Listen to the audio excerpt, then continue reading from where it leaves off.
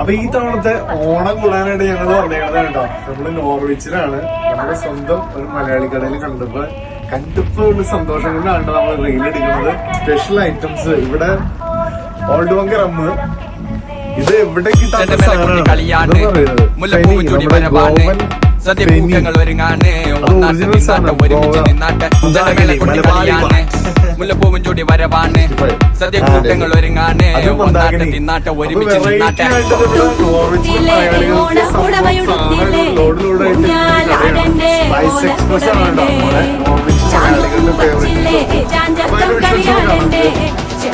ചെമ്പട്ടിയും ചേരുലാവണ്ടേ.